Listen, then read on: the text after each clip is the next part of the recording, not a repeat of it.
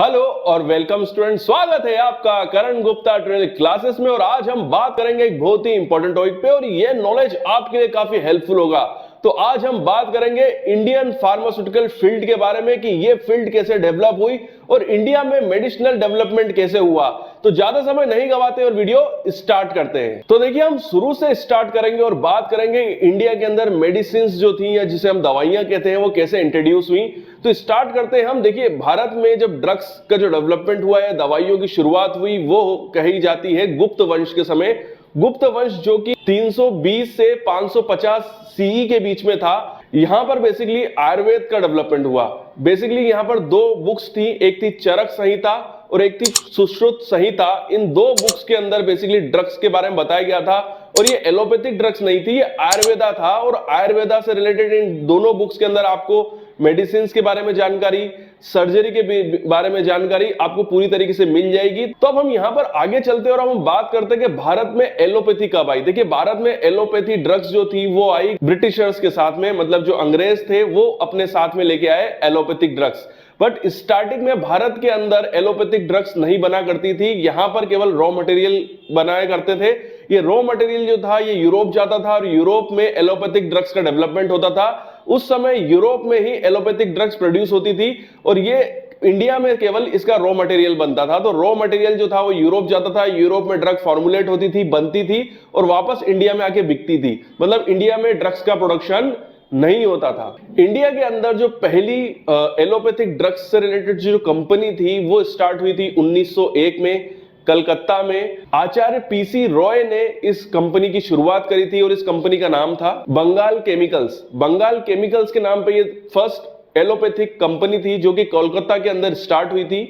ये जो कंपनी थी ये सर्जिकल इक्विपमेंट्स बनाती थी, जैसे कि surgical and hospital instruments, talcum powder, glycerine soap, toothpaste, carbolic soap etcetera. तो बेसिकली अगर हम देखें तो ये कंपनी जो पहली जो आचार्य पीसी रॉय ने स्टार्ट करी थी 1901 में कलकत्ता के अंदर बंगाल केमिकल्स के नाम पर, ये एलोपैथिक ड्रग्स तो नहीं बनाती थी, सर्जिकल इक्विपमेंट्स बनाती थी, साबुन बनाती थी, टूथपेस्ट बनाती थी। बट इसको ही, इसी कंपनी को पहली कंपनी माना जाता है इंडिया के अंदर जिस जहां पर एलोपैथिक ड्रग्स बनाई गई। अब मैं आपको ये बताता हूं कि भारत में एलोपैथिक कंपनियां कैसे खुली और कितनी तेजी से खुली। उसका सबसे बड़ा रीजन था द्वितीय विश्व युद्ध। जब द्वितीय विश्व युद्ध, जिसे हम सेकंड वर्ल्ड वॉर कहते हैं, उस समय हुआ ये यूरोप के अंदर। आपको पता है कि जो द्वितीय विश्व युद्ध जो हुआ था बेसिकली वो यूरोप के अंदर हुआ था और सबसे ज्यादा अफेक्ट जो हुआ था यूरोप में हुआ था। तो वहां पर हुआ ये कि जब द्वितीय विश्व युद्ध चल रहा था तो वहां पर जो यूरोप का इंफ्रास्ट्रक्चर था वो बिल्कुल तबाह हो गया था। इन्होंने आपस में लड़के कई चीजें जो थी वो बंद कर दी थी। बंद मतलब कंपनियां भी टूट गई थी, गिर गई थी, पड़ गई थी। तो उससे ये हुआ और उससे इफेक्टिव हुआ, जैसे कि आप जानते हैं कि अगर युद्ध होगा तो लोग घायल होंगे, घायल होंगे तो उनको दवाइयों की आवश्यकता होगी।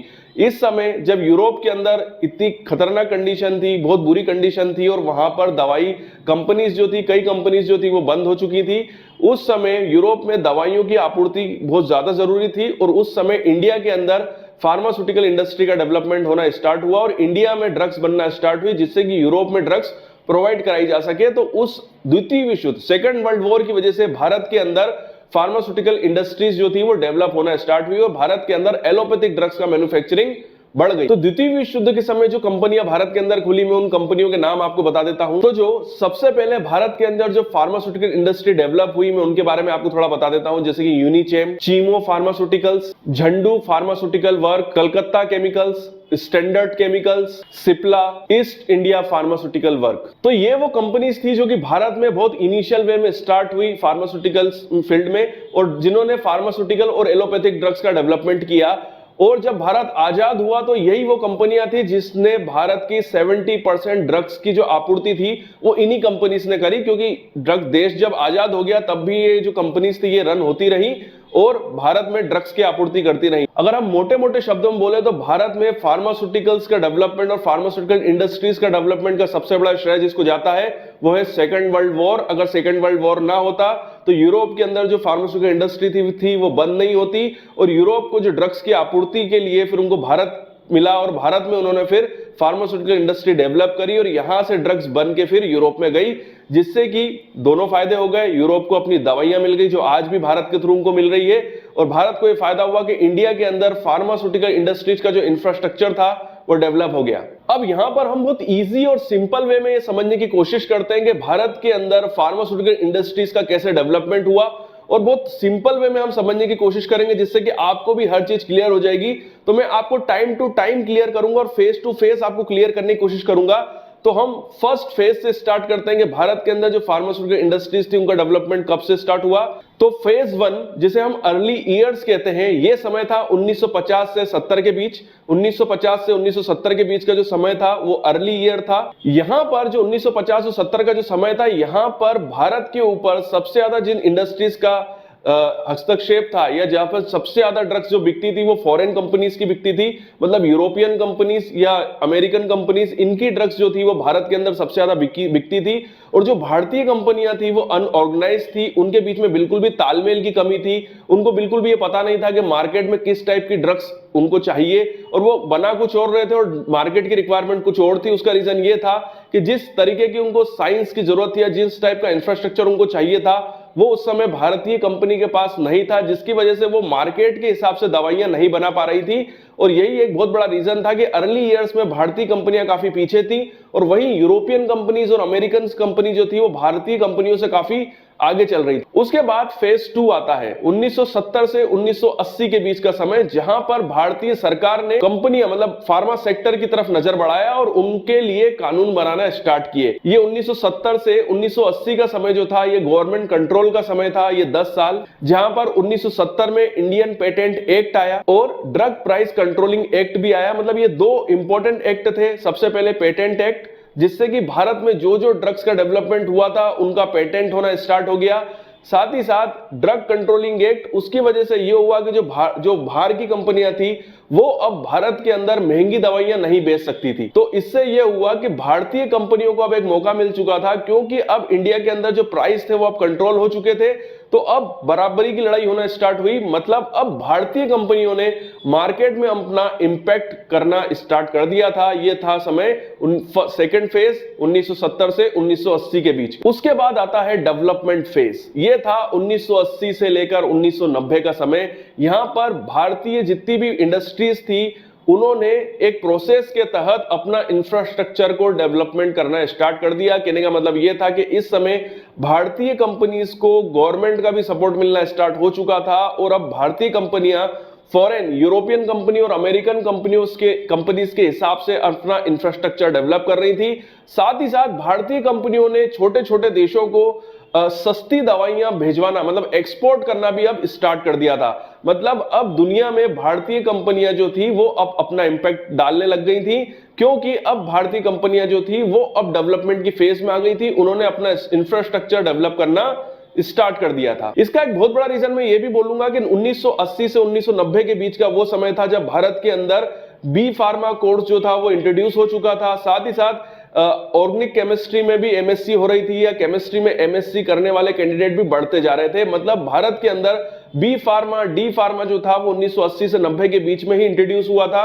वैसे तो मेरे को ऐसे लोग भी मिले हैं जो 1970 में भी बी फार्मा करे हुए हैं, बट ये 1980 और 90 का ही वो समय था जब भारत के अंदर फार्मेसी कॉलेज जो थे वो काफी ज्यादा ग्रोथ कर रहे थे, और गवर्नमेंट जितनी भी यूनिवर्सिटीज थी वहां पर बी फार्मा और डी फार्मा कोर्स लॉन्च हो चुका था। मतलब अब भारतीय जितनी भी फार्मास्यूटिकल कंपनीज थी उनको अब मेन पावर भी बहुत इजीली मिलने लग गया था। मुझे आज भी याद है कि जब मैं पुराने लोगों से मिलता हूं तो मुझे बताते हैं कि उस समय काफी भारतीय कंपनियां जो थी वो कॉलेजेस में आके कैंपस लेती थी, और गवर्नमेंट कॉलेजेस से सीधा लड़के जैसे ही पास होते थे वहां पर इंटरव्यू भी नहीं हुआ करते थे, सीधे वो जैसे ही आपने बी फार्मा पास कर लिया है आप कंपनी में आ सकते हो, आपने डिप्लोमा पास किया है आप कंपनी में आ सकते हो। यहां तक कि जितने भी गवर्नमेंट कॉलेजेस थे, या मैं बता सकता हूं कि जो मेडिकल कॉलेजेस थे, जो आप कह सकते हो गवर्नमेंट हॉस्पिटल्स थे, वहां पर भी जो फार्मासिस्ट की भर्ती हुआ करती थी वो डायरेक्ट हो जाती थी। बस आपको एक रजिस्टर्ड फार्मासिस्ट होना जरूरी है, और आप बस अपना रजिस्टर्ड फार्मासिस्ट का सर्टिफिकेट लेके किसी भी गवर्नमेंट हॉस्पिटल चले जाइए, आपकी सीधी वहां पर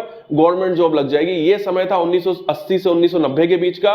तो ये वो समय था जब भारतीय कंपनियों का इंफ्रास्ट्रक्चर भी डेवलप हुआ और उनको इजीली मैन पावर मिलना भी स्टार्ट हो गया था। अब हम बात करते हैं फेज 4 की। ये फेज 4 जो था ये ग्रोथ फेज था, जो कि 1990 से 2000 के बीच का था। यहां पर भारतीय कंपनियां जो थी वो अपना माल अब विदेशों में भेजना स्टार्ट कर दिया था, उनका एक्सपोर्ट रेट बढ़ता जा रहा था। साथ ही साथ वो भारत की जो सरकार थी वो भी विदेशी जितने भी गवर्नमेंट्स हैं, जो फॉरेन की जो गवर्नमेंट्स है, उनके साथ भी अपने रिलेशन मजबूत कर रही थी, नए नए टाई अप उनके साथ कर रही थी, जिससे कि फार्मा कंपनीज को काफी फायदा हुआ। फार्मा कंपनीज जो भी विदेश में अपना माल बेचना चाहती थी, वहां पर जो भी अड़चन आती थी, जो भी प्रॉब्लम आती थी, अब वो दूर हो चुकी थी, क्योंकि भारत सरकार अब आपका साथ दे रही थी। भारतीय सरकार, आप जैसे कोई भी फार्मास्यूटिकल कंपनी 1990 के बीच में अपना माल किसी भी कंट्री में बेचना चाहती है, तो अगर उनको वहां से रिलेटेड किसी भी गाइडलाइन से रिलेटेड या गवर्नमेंट से रिलेटेड अगर कोई प्रॉब्लम आती थी, तो भारतीय सरकार वहां चली जाती थी और वो हस्तक्षेप करके जो भी प्रॉब्लम है उनको सॉर्ट आउट करती थी, जिससे कि भारतीय दवाइयां बहुत इजीली उनके मार्केट में बिक सके। साथ ही साथ भारतीय सरकार ने रिसर्च को भी काफी बढ़ावा दिया इस समय, और भारत में काफी ज्यादा रिसर्च हुई। साथ ही साथ कोलैबोरेशन भी हुए भारतीय साइंटिस्ट और साथ में आपके जो फॉरेन के जो साइंटिस्ट थे या फॉरेन की जो यूनिवर्सिटीज थी, वो भारतीय यूनिवर्सिटीज ने आपस में कोलैबोरेट करके कई डेवलपमेंट किए, भारतीय मार्केट के हिसाब से नई ड्रग्स डेवलप हुई, और जिससे कि ये जो फेज था ये काफी ज्यादा इंपॉर्टेंट फेज कहलाया। तो ये वो बहुत इंपॉर्टेंट समय था जहां पर डोमेस्टिक मार्केट मतलब भारतीय मार्केट भी काफी ज्यादा डेवलप हुआ। भारत में भी जो भारतीय कंपनियां थी उनकी जो पहुंच थी वो बहुत तेजी से पहुंची, डॉक्टर्स टू डॉक्टर पहुंची, डोर टू डोर पहुंची। और आपको पता है कि भारतीय जो मार्केटिंग फील्ड है वो कैसी है, तो ये इनका डेवलपमेंट जो था, जो मार्केटिंग की जो स्ट्रेटेजी थी कि आपका जो मेडिकल रिप्रेजेंटेटिव है वो डायरेक्ट डॉक्टर के साथ डील करेगा, ये वो समय था, ये ग्रोथ फेज का समय था। 1990 के से 2000 के बीच का समय था जब मेडिकल रिप्रेजेंटेटिव डायरेक्ट डॉक्टर से डील करने लग गए, जिससे कि भारतीय कंपनियों की जो सेल थी वो विदेशी कंपनियों की सेल से ज्यादा बढ़ी। पांचवें नंबर का जो फेज है, ये फेज चालू हुआ 2000 से 2010 के बीच में, और इस फेज को नाम दिया गया है इनोवेशन और रिसर्च, क्योंकि अब भारतीय कंपनियां जो थी वो अपनी जो पहुंच थी वो भारत के साथ साथ दुनिया के सभी देशों में पहुंच चुकी थी। अब यहां पर काम था नई इनोवेशन का, नई रिसर्च का। तो अब भारतीय कंपनियों ने अपनी R&D पे ज्यादा काम करना स्टार्ट किया, नए नए प्रोडक्ट्स डेवलप करे, नए कॉम्बिनेशन मार्केट के अंदर इंट्रोड्यूस किए। साथ ही साथ भारतीय मार्केट को भी काफी ज्यादा चेंज किया। इसके अलावा भारतीय सरकार ने भी नए नए लॉज इसमें इंट्रोड्यूस करे, नए इंडियन फार्माकोपिया लॉ आए, इंडियन फार्माकोपिया कमीशन का भी इस समय काफी ज्यादा डेवलपमेंट हुआ है।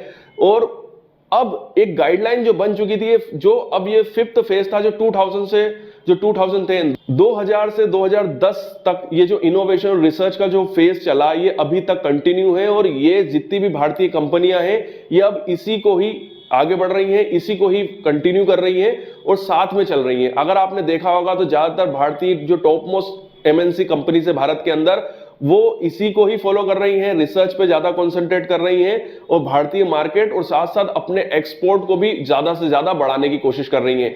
तो यहां पर मैंने आपको बहुत इजी और सिंपल वे में भारतीय फार्मा इंडस्ट्री मार्केट को और भारतीय फार्मास्यूटिकल हिस्ट्री को बहुत इजी और सिंपल वे में समझाने की कोशिश करी है। तो चलिए अब हम ये बात करते हैं कि जो भारतीय फार्मा इंडस्ट्री है वो दुनिया में कौन सी रैंक पर है, और अलग अलग जो मैंने अभी डाटास निकाले हैं, जो अलग अलग रिसर्च के थ्रू पता चले हैं, तो उसके थ्रू मैं आपको बताने की कोशिश करता हूं कि भारतीय फार्मा इंडस्ट्रीज जो है उनका क्या वर्थ है, वो दुनिया में किस पोजीशन पे स्टैंड करती है। भारत में जो इंडस्ट्रीज जो है उनकी अगर नेट वर्थ निकाली जाए तो ये इंडस्ट्रीज जो है वो 1 लाख करोड़ इनकी नेट वर्थ है, और ये 14% की दर से कंटिन्यूसली बढ़ रही हैं। और वहीं हम बात करें डोमेस्टिक मार्केट में, मतलब भारतीय मार्केट में जो भारतीय कंपनीज की जो दवाइयां बिकती हैं वो कम से कम 58,000 करोड़, जी हां 58,000 करोड़ तक की दवाइयां भारतीय कंपनियां केवल भारतीय मार्केट में बेचती हैं। वहीं हम बात करें एक्सपोर्ट की, मतलब भारतीय फार्मा इंडस्ट्रीज जो है वो विदेशों में जो अपनी दवाइयां एक्सपोर्ट करती हैं वो कम से कम 42,000 करोड़, जी हां 42,000 करोड़ तक की दवाइयां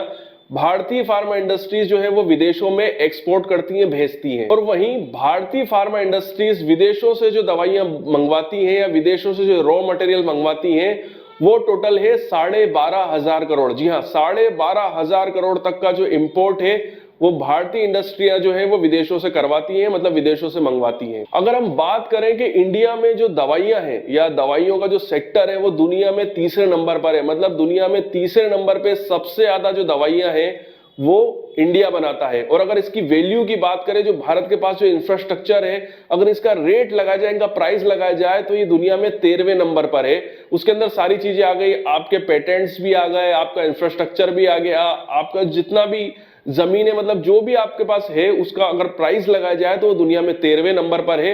वहीं वॉल्यूम की बात करें तो दुनिया में तीसरे नंबर पे सबसे ज्यादा ड्रग्स का जो वॉल्यूम है वो भारत के पास है। और अगर हम बात करें कि भारत से जो बायोटेक्स प्रोडक्ट्स होते हैं या जो माइक्रोबायोलॉजी से या बायो फार्मास्यूटिकल्स से जो रिलेटेड प्रोडक्ट्स हैं वो जो विदेशों में जाते हैं वो टोटल जाते हैं 1.36 बिलियन डॉलर के।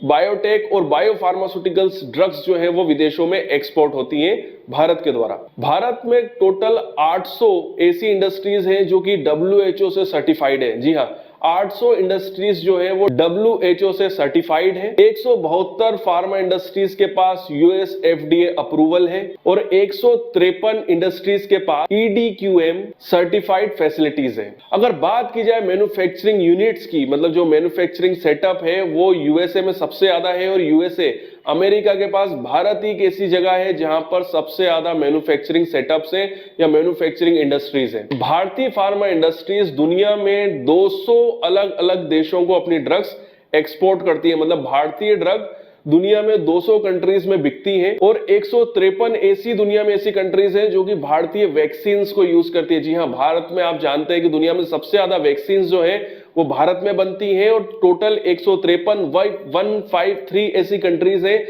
जो कि भारतीय वैक्सीन यानी भारत में बनी हुई वैक्सीन को यूज करती हैं। इंडिया दुनिया में चौथे नंबर पर है जो कि सबसे ज्यादा जेनरिक ड्रग्स बनाता है। जी हाँ, भारतीय फार्मा इंडस्ट्रीज जेनरिक ड्रग्स सबसे ज्यादा बनाती है और अगर वर्ल्ड वाइड बात की जाए तो चौथे नंबर पे भारत आता है जो सबसे ज्यादा जेनरिक ड्रग्स को प्रोड्यूस करता है। और अगर बात की जाए एक्सपोर्ट की तो सबसे ज्यादा जो बल्क में ड्रग्स भेजता है या फॉर्मुलेशंस को एक्सपोर्ट करता है तो भारत दुनिया में 17वें नंबर पर है जो कि एक्सपोर्ट करता है बल्क ड्रग्स को। भारतीय फार्मास्यूटिकल इंडस्ट्रीज टोटल 151 देशों को अपनी ड्रग्स को बेचती हैं। यहां पर मैं फॉर्मुलेशंस की बात कर रहा हूं, एक्टिव डोजेस फॉर्म की बात कर रहा हूं। टोटल 151 ऐसे देश हैं जहां पर भारतीय इंडस्ट्रीज अपनी ड्रग को सेल करती हैं, एक्सपोर्ट करती हैं। तो चलिए अब हम ये बात करते हैं फ्यूचर प्रोस्पेक्टिव को लेकर भारतीय फार्मा इंडस्ट्रीज के बारे में। भारतीय फार्मा मार्केट 1.5 से 1.6 टाइम तेजी से ग्रो करता जा रहा है अकॉर्डिंग टू सेल और प्रोडक्शन वाइज भी। एक और स्टडी से पता चला है कि 2015 से पहले भारत के अंदर जो ड्रग्स का जो मार्केट था वो 8 बिलियन डॉलर्स का था, जो 2015 के बाद 15 बिलियन डॉलर तक पहुंच चुका है। मतलब इससे आप समझ सकते हैं कि भारत के अंदर फार्मा सेक्टर कितनी तेजी से ग्रो कर रहा है। उसी के साथ साथ जो भारत का मिनिस्ट्री ऑफ कॉमर्स है उन्होंने भी भारतीय फार्मा इंडस्ट्रीज की ग्रोथ के लिए 6.31 बिलियन डॉलर्स का इन्वेस्टमेंट किया है। और इसका एक बहुत बड़ा रीजन ये है कि 2007 से पहले जो भारतीय फार्मा सेक्टर था उसका भारत की जीडीपी में 7% योगदान था। जी हाँ, 7% योगदान था 2007 में। वहीं 2015 में ये 13% तक हो गया है। तो इससे आप समझ सकते हैं कि भारतीय फार्मा सेक्टर भारत की जीडीपी में कितना बड़ा योगदान दे रहा है। वहीं डॉक्टर रेड्डी और अमेरिकन कंपनी गैलेक्सो स्मिथ ने आपस में टाई अप भी किया है जिससे कि ये अपने फॉर्मुलेशंस पे बहुत तेजी से काम कर रहे हैं और भारतीय मार्केट में तेजी से साथ में मिलकर काम कर रहे हैं, जिससे कि इंडिया में, मतलब कहने का मतलब मैंने आपको बताया था कि पेटेंट वाले जो प्रॉब्लम आ रही थी भारत को कि अगर भारतीय कंपनियां अमेरिकन या यूरोपियन कंपनी के साथ में काम करेंगी तो ये जो पेटेंट की वजह से जो भारतीय पैसा विदेशों में जा रहा है ये नहीं जाएगा। और इसकी शुरुआत डॉक्टर रेड्डीज ने करी है गैलेक्सो स्मिथ के साथ हाथ मिला के, और ये दोनों साथ में काम कर रही है रिसर्च पॉइंट ऑफ व्यू से भी और प्रोडक्शन पॉइंट ऑफ व्यू से भी। यहां पर एक चीज और बता दूं जो कि 2012 की स्टडी में पता चला है कि भारत में रिसर्च एंड डेवलपमेंट में जितना खर्चा आता है वो सबसे कम है दुनिया के मुकाबले। मतलब दुनिया में जो दूसरी कंट्रीज है, चाहे यूरोपियन हो या अमेरिकन कंट्रीज हो, वहां पर रिसर्च एंड डेवलपमेंट में काफी ज्यादा कॉस्ट लगती है, वहीं भारत में सबसे कम लगती है। इसी की वजह से 2012 से भारत में रिसर्च एंड डेवलपमेंट के लिए फॉरेन जो पैसा है वो काफी ज्यादा आ रहा है। मतलब जो फॉरेन की कंट्रीज है, यूरोपियन कंट्रीज और अमेरिकन कंट्रीज है, वो अपने यहाँ रिसर्च एंड डेवलपमेंट ना करके भारत में कर रही हैं। मतलब यहां पर पैसा इन्वेस्ट कर रही है रिसर्च एंड डेवलपमेंट में। और 2012 की स्टडी के हिसाब से 2.5 बिलियन डॉलर्स का इन्वेस्टमेंट भारत में हुआ है R&D के अंदर। तो आप समझ सकते हैं, क्योंकि यहां पर मैंने आपको पहले ही बताया है कि मैन पावर काफी सस्ता है, और साथ ही साथ यहां पर क्लिनिकल ट्रायल्स जो कि काफी ज्यादा प्रॉब्लमेटिक हो रहे हैं रूल्स और रेगुलेशन और कानून की वजह से, बट आने वाले समय में इसके ऊपर भी ढिलाई हो रही है।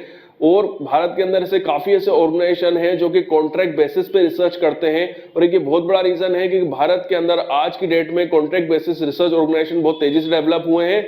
और बाहर का जो पैसा है, जो यूरोपियन कंट्रीज या यूरोपियन कंपनीज है या अमेरिकन कंपनीज है, वो भारत में इन्वेस्टमेंट कर रही है रिसर्च को डेवलप करने के लिए, रिसर्च को बढ़ावा देने के लिए। तो ये एक बहुत बड़ा सक्सेसफुल और फ्यूचर के लिए काफी अच्छा है भारतीय फार्मा इंडस्ट्री के लिए। तो यहीं पे हम ये वीडियो कंप्लीट करते हैं और इस वीडियो के अंदर हमने पूरी तरीके से सिस्टमेटिक वे में डिस्कस किया कि भारतीय फार्मा इंडस्ट्री का कैसे डेवलपमेंट हुआ और कैसे वो ग्रोथ कर रही है, क्या वो रीजन है जिसकी वजह से भारतीय फार्मा इंडस्ट्रीज आने वाले समय में और भी ग्रोथ करेंगी, उनकी क्या स्ट्रेंथ है, वीकनेस है, इसके ऊपर हमने सिस्टमेटिक वे में इस वीडियो के अंदर डिस्कस किया। और मैं आशा करता हूं कि ये जो डिस्कशन है वो आपके लिए काफी हेल्पफुल होगा, आपके नॉलेज वाइज भी और आपके ग्रोथ वाइज भी। ये वीडियो यहीं कंप्लीट करते हैं। वीडियो देखने के लिए थैंक यू वेरी मच। आपके उज्जवल भविष्य की कामना करता हूं और यूं ही बने रहिए मेरे साथ।